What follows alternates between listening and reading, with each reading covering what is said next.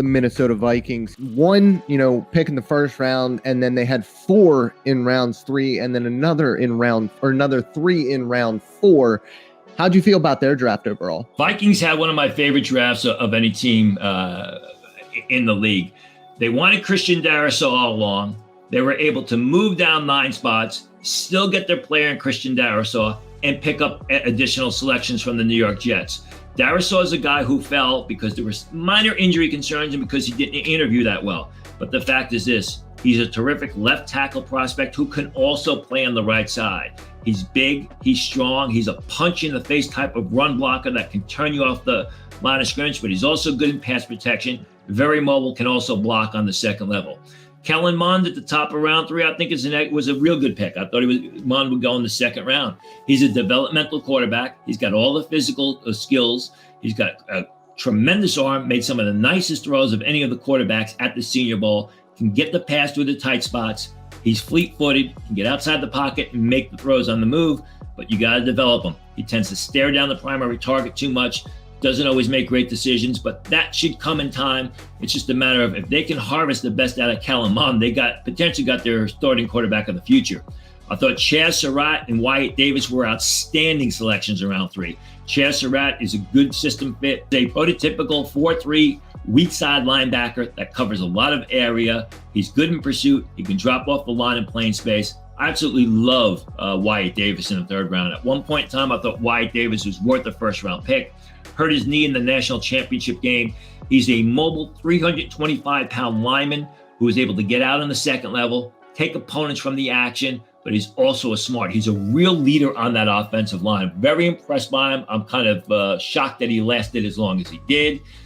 You get later on in their draft, 4th round, I love the Cameron Bynum pick. I think he's a guy that can play nickel, if not eventually develop into a starter. Bynum was a terrific player at Cal for 4 years. There were questions about his speed. He went to his pro day. He ran in the upper 4.4s. He had 3 good days of practice at the Senior Bowl. He's instinctive. He knows the position. He's got a great feel for coverage. He can play man-to-man. He can play in zone.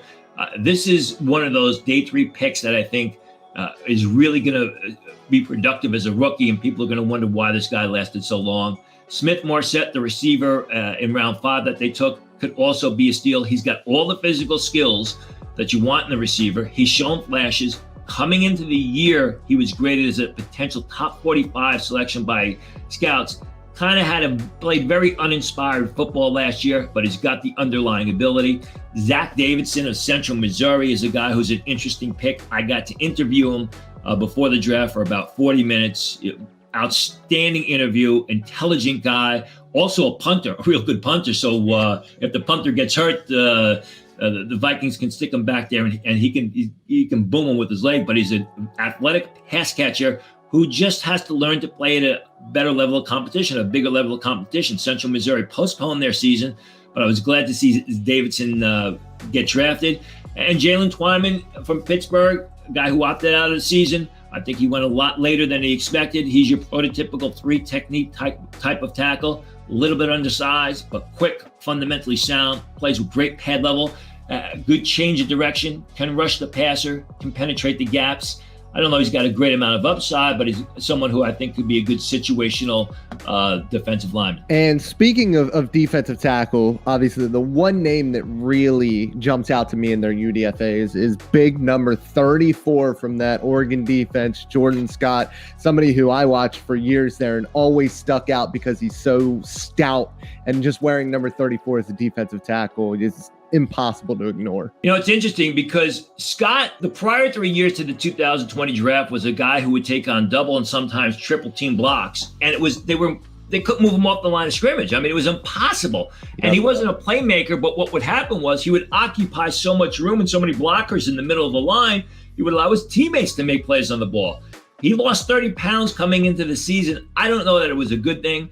It was a situation where he seemed to kind of lose some of his strength, as you would imagine, where you lose 10% of your body weight. He's got to find a happy space, a happy part, or a happy weight for him to play at to keep that strength, to keep that power. I like him as a prototypical nose tackle. I think it's worth a roll of the dice with the Minnesota Vikings to bring him in. The other guy that's very interesting that they signed was Chris Ellis, one of the few FCS players to sign as undrafted free agents, one of the few non-division 1A guys to sign. He's an athletic guy. He is, again, sort of like the Chazz Surratt, your prototypical 4-3 weak side linebacker, very good in space, very good in coverage.